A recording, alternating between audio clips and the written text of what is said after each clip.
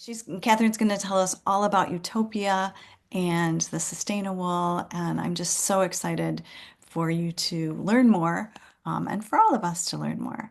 So, Kathryn, why don't you get us started and just kind of introduce yourself and how you got started? Sure. Well, hi everyone. I'm really excited to be here. I started Utopia in 2007. It started as a yarn shop. It's kind of bloomed from there. Um, but in 2007, I was still in college at UW-Madison, um, in a couple majors that I wasn't really sure what I was going to do with them. It was rural sociology and women's studies. And I was really into knitting at that time, and I spent most of my time spinning and knitting in my little apartment and going to my local yarn shop every weekend when I would go home. Because I also, as soon as I learned how to hand spin, I also immediately went out and got some sheep, which were at my mom's house. And so I would go home and visit them and dealt with lambing and everything like that. But I would go to my local yarn shop, and I was very sad one day when she said that she was going to be closing. And I looked around, I'm like, somebody has got to take this on, and no one wanted to take it on. So I thought about it for a little bit, not very long, and thought, nope, that's actually what I want to do with my life. So I ended up buying the rest of her inventory, and we moved to a different location, and kind of changed the whole business name and everything to Utopia. And that was really great. It was a very sweet, small store in the beginning. And then in 2012, my mom came on as a partner, and we expanded the store into what is now our store, which is a big department store. It was the department store in Viroqua, which is in kind of southwestern Wisconsin between Madison and La Crosse. And this store, we went from about 1,000 square feet to 4,000 square feet. And so it was a really big move, but it was really exciting. And very quickly we did fill it up with yarn. And so that was really great. And then in 2016, late 2016, we, I had sheep. At that point, I was married, had kids. The flock had grown from three ewes to, at one point we had over 100. Now we have about, 60. And so it's kind of stayed around that, 50 to 60 range, of fine wool sheep. And so we had all of their wool, and we were sending it out to different mills and getting it back. And we loved having those unique yarns in our shop. I was also a hand dyer. We had a few different yarn lines that we were buying in and dyeing, and then bringing to shows and having in the shop. And we decided that we really loved having these more unique yarns that weren't superwash, and we wanted more autonomy over that process. And so we felt like starting up a mill was the next step. And so we found some equipment, and we bought a building in a different town than Viroqua. My farm is near Lafarge, and so which is a very small rural town. If you know Organic Valley, the dairy company, they're headquartered here in Lafarge. And so we bought a little building here. It was originally a feed mill. And so we started the fiber mill, and it's just been so exciting from there. We have created all different kinds of yarn lines, and it's really just been living the dream. So, Absolutely amazing. Wow. So tell us a little bit about how the Sustainawool is made. yeah, so Sustainawool is yarn that we source it from. A lot of it is coming from my sheep, but I only have, 60, so that's not all of the wool that we need. So we also work with different farms in the region, mostly in Wisconsin, a little bit in Illinois and Iowa and Minnesota, um, to source different fine wools, a few that are more medium grade. And we blend all of those together and then we dye it. Um, and then we process it from there. So it is one that is dyed in the fleece, which makes it more of a solid. But if you look at the skein, there it's very heathered. You can see lots of different colors in there. Um, and because we're doing all of the processing, it's a little bit more minimally processed than something that we would maybe buy in and hand dye. Um, just because it's going through much smaller equipment.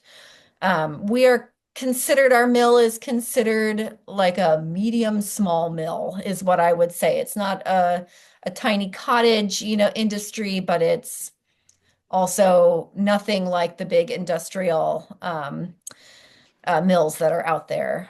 So we are processing about um, I mean, right now we're doing about 60% custom work for other small, farmers that we bring in their fleeces, we process them, we send them back out to the farmers and they bring them to farmers markets or work with them themselves. And then 40% is our own yarns. So the wool that we buy in from different farms, we're processing and creating into the bases that we then sell at the shops and wholesale to other shops and go to shows with.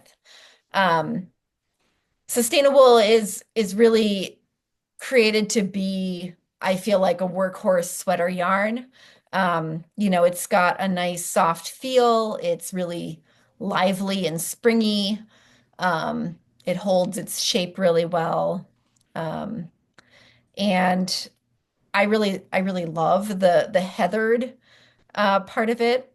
I love creating those colors because we're dyeing big bulk amounts of black and red and blue, and then we're playing with different percentages and different, random colors. I think you maybe ordered one that was called balsam fir. Hmm. That is, we were actually just processing that today, and it's always amazing to me when it comes off of the carder because it's black. It's mostly black, but then there's a little bit of like a citron, neon green, and turquoise. And that creates like this green, this dark kind of, evergreen type green. Yeah. Yeah, let me see if I But you could. can still see those little flecks of citron and turquoise in there, and it's really fun to see. It's kind of like magic.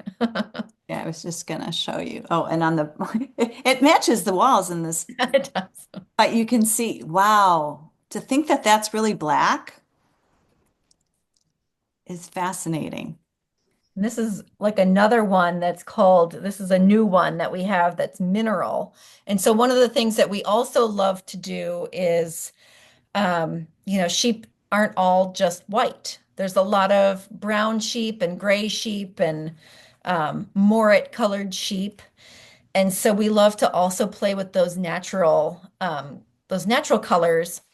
And so this one was turquoise, but that was also then blended with um, farther down the processing line. So first it goes through a picker, so it opens it all up, and then it goes through the carder, which makes it really uniform and really fluffy and nice and into a roving. And then it goes through a pin drafter because we are a semi-worsted spinning mill. So it goes through a pin drafter that kind of slightly combs it and thins it down. So then the spinner can then handle it and draft it properly. And so we have the dark natural brown and then the turquoise, and they are merged together at the pin drafter and then spun together. And so it creates kind of more of a mottled, more tweed, flecky um, kind of coloring. And that's really fun to be able to use all the brown wool that's out there as well, which is, in our commercial industry, it's not a good thing. It's always thrown away, never to be, brought onto the shearing floor with the other white, wool that's going into the commercial side of it. How do Um, you get um, consistent colors? Because I mean, I know obviously you would have dye lots, but it mhm, just seems so, because, how do I say this? Because it's dyed in the fleece and you're mixing the fleece mhm. in, you'd think you'd get part of the skein that's got, more turquoise and part of that's got more citron and part, whatever, or somehow Yeah. it's so even. Yeah, well, I that don't is, know how you do a that. lot of a lot of dedicated work at every single step of the process. Mostly at like the picker is where, we have the percentages, and so we are, weighing that out and putting that on the belt that way, and that really, helps to mostly blend it. And then in the room, we're using a big pitchfork to blend it even more. And then the Carter, really evens it all out and, makes it really uniform. Yeah, it's amazing. Amazing. Yeah. So show us a couple of you have something you're wearing and then some other Yeah. samples to show us of things that you can do with this really cool yarn. Well, sure. Yeah, so this one, the gold color here is Sustainawool. The purple is one of our other yarns called Helix. This one is called Calypso, and it's by, oh, I know her first name is Alana, but she's from Black Cat Knitting Company. She is based in New Zealand. But she was actually, fun fact, she was actually originally from Viroqua. And I didn't know that she had a yarn shop. And she came into our booth at Rhinebeck a couple years ago. And she was like, "Oh gosh, I grew up in Viroqua." And I was like, "Oh, what is your name?" And once I heard her name, I was like, "I used to babysit you." And so it was really fun to catch up with her, and didn't know that she had this amazing yarn shop in New Zealand. I think she has a podcast. I can't remember what it's called, but Black Cat Knitting Company. You should definitely look her up. All right. Very sweet. And then I have a few other samples here. These are actually all designed by a friend of mine. This one is called Barter with three A's, Barter. Um, and this one is, oh gosh, it's got some of the balsam fir in there between the sheep. This one, the gray is, I believe, smoke. And then there's some other different browns and greens in there. And then, so Oh. these are all by on Ravelry. Her name is Louisa Gage, and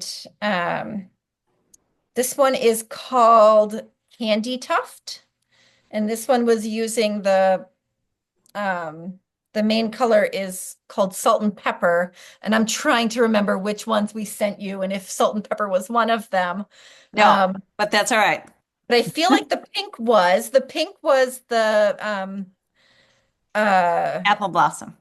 apple blossom. Yes. Yeah. And then there's, I think, Celadon in there as well. And then this one is called Tea Set. And this is also by Louisa Gage. And this one is using balsam fir as the main color. And then we have prairie milkweed and red fox and brick, I believe. Oh, pretty. I can't remember if we sent you brick or red berry. Red berry. Red berry, yeah. Red berry is very similar to brick. Brick is a little bit more orangey, and red berry is a little bit more, kind of more of a pinky red, but still a nice deep red. Yeah. So, Oh, pretty. yeah. Yeah, that's what I have in my mind is to do color work. Um, Well, obviously, we really like to do color work. I do have a big cabled sweater going right now, which is taking me a really long time. Color work, I feel like I can kind of breeze right through and it would already be done. Oh. Yeah, I know people like that. I'm not one of them, but I can do color work is fast for me because I can't stop. Yeah, Like I just got want to to, see one more row. yeah. And I'm like, oh yeah, I can stay up a little longer. Or I can, wait to leave the house for another minute before I do more. Yeah. Um, so yeah, it is so much fun. Okay, cool. Um, I had another question, but it's left my mind at the moment. If anybody else has a question, you want to unmute yourself, um, and ask Kathryn? You give tours?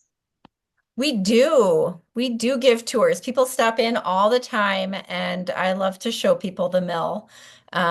We also have open houses. So we actually have an open house happening on Saturday, that we're trying to get ready for as well. We try to have those a couple times a year at least. And that's kind of a good time to come in and see the mill because we have it all cleaned up and beautified. Okay. Do you happen If to you're have any ever in samples? Lafarge, you just stop right by and I'll show you the mill. Okay. Do you happen to have any samples in cable that you can show us? You know, I would love to see that. I didn't get to our shop to try to find some other samples of non-color work things. So I'm sorry, I don't, but I'll on Instagram we are Utopia at Utopia Yarn, and I will do some searching and find some samples that I know we have that have cables, and I'll post those. Super. Thank you. Yeah, because I just did in my swatch letter, I just did stockinette, well, and garter stitch, but yeah, it would be interesting to see the stitch definition because obviously that's another um, Hmm. really cool thing you could do with it. Yeah. Um, This is a question for either one of you, I guess. Janet, did you just get worsted weight? Because I know I've seen Utopia at the Wisconsin Sheep and Wool Festival, and you have all weights of yarn. Did you and String Theory get just worsted weight? we got the DK, what I'm calling DK worsted. I think Utopia calls it DK, but when I did the swatch ladder, I was like, this is, all the way from DK to worsted. And so Right. I It, think we technically have it under worsted, but it really plays well at both gauges. Okay. yeah, it's really versatile. It is, I feel like usually I'm doing sweaters at 4.5 to 5 stitches per inch.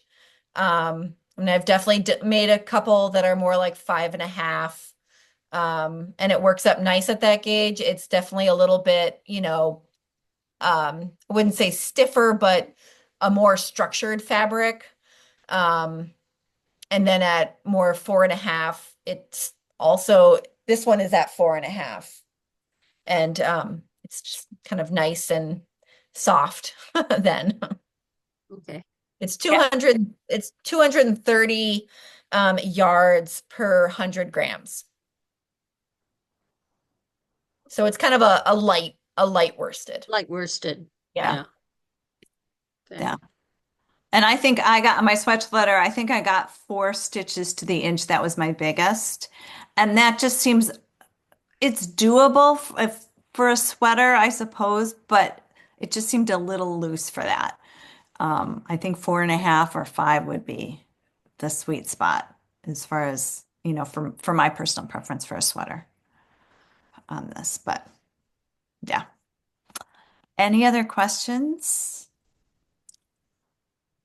How many colors do you have, Kathryn? Oh gosh.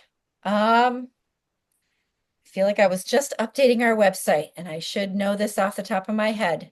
I think in our sustainable line, there's maybe around, maybe between 40 and 50 is what I'm kind of remembering. Yeah. We're always playing around and coming up with new colors. Well, you all would laugh because I had sent Catherine a list of colors, just trying to figure off the internet, but saying, yeah, feel free to substitute. And she's like, oh, okay, well, let's change this out and put this in. And we went back and forth and back and forth. And I thought, I should just drive up to Viroqua and we could sit down and lay them all out. So I warn you, I probably will be making a visit someday, just to see them all because they're just all so pretty. And yeah, so I'm encouraging everyone to buy some so that we can order more, so we can get more colors in because there were a lot of beautiful ones to choose from. And I could have, you know, I loved the blues and greens. I could have ordered 12 in just Well, and that that's all color. we did today was we started processing.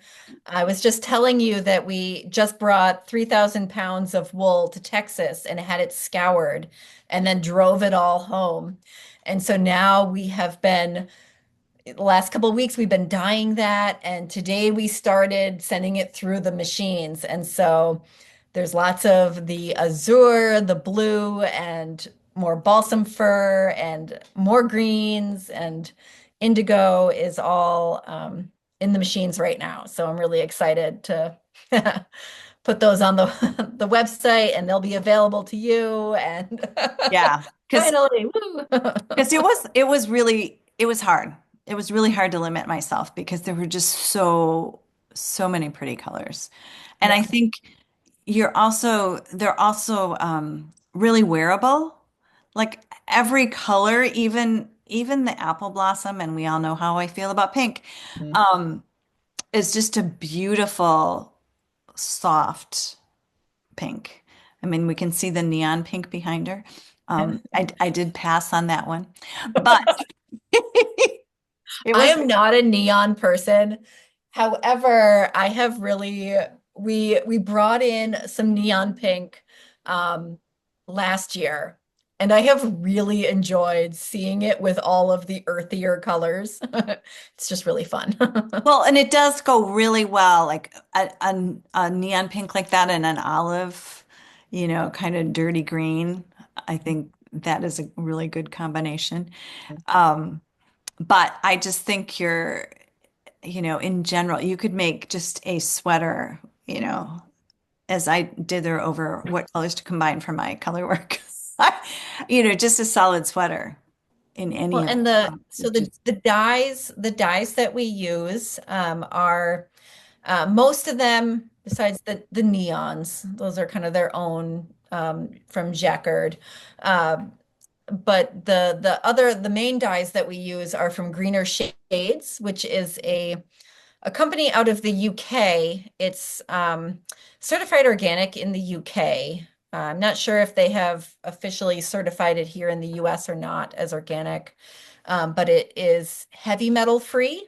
So it's a more environmentally friendly option for dyeing. And they have really minimal colors. I think they only have 8 colors in their line. And so we have to do a lot of blending. So we have lists of recipes, and it's really fun to kind of create new colors, and they're all really more earthy than some of the other dye companies, which have, very specific colored dyes. so what in other dyes, what's a heavy metal that would be in Well, that you could include? like copper. Um, I mean, I guess I would need to research that more. I feel like I've seen like chromium is in some. I don't know. Yeah, Not well, just things that you don't need, obviously, because you're able to come up with beautiful colors without them. Yes.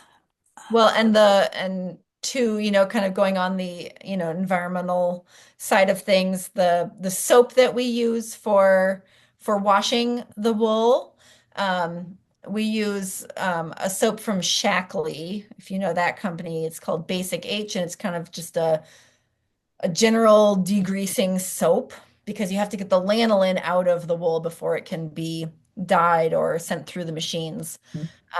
And that's phosphate free, really environmentally friendly soap. So, Good. yeah. How many people do you have working there? Yeah, so I work here full time, and then and I manage the mill. My mom manages our shop in Viroqua, and then I have here at the mill, I have 5 part-time employees. Wow, Yeah, so there's always probably a major at employer. least 2 of us here every day. So from the Okay. time the sheep, you do shearing Mhm. until you have a skein of dyed yarn, what's the typical timeline look like? Well, if we are taking that raw fleece and putting it right into production, we can probably go from, the shearing floor to a skein of yarn in 3 days, I would say. Wow. Yeah, Wow. yeah. Hmm. It's way shorter than I guessed. Well, and then However, it's always, like there's always a bit of a backlog and there's always, custom orders and everything that also has to get done. And so it's never quite that simple, but Not well, that and then you have linear. to wait a year for the exactly, the exactly. leaves to grow. I guess Yes, that's what you for how you sure. but it's not like you can shear the sheep every day. That doesn't Right, right. It's got to grow it for a whole year. a whole year. Yeah. Wow. Oh, Mm. does anybody else have any other questions? This has been so fascinating. I just really appreciate getting the behind the scenes scoop from you and seeing all the lovely samples and the yarns behind you. Because now I'm like, oh, we didn't get that color. Oh, we didn't get that color. Um, so yeah, so I highly encourage everybody go buy some yarn so we can buy some more. All right. Well, I'm going to let you go, Kathryn. Thank you so much for spending the time with us Thank you so much. and telling us all this. And yeah, or maybe we should have a field trip up to Viroqua. And I did a swatch ladder. Um, which is here. And what I do for a swatch letter is I just pick different size needles and work with the yarn and see what happens. So, and this is a really fun way to get to know the yarn and figure out what you want to do with it. So I started with a 3, and that's why there's 3 holes there. So I remember that that's a 3. And I worked up to a 4 and a 5 and a 6 and a 7 and an 8. So I get all these different gauges, but I also know how the fabric feels. And so I can decide for any given project what I want. So if I'm making mittens, I'm going to want the fabric to be much more dense. If I'm making a shawl or something, you want it at the lightest, drapiest gauge. And then in between here is, Sweaterland. So, yeah, so I fell in love with this. Kathryn sent me a bunch of things to play with, and it was just like, oh, this is so cool.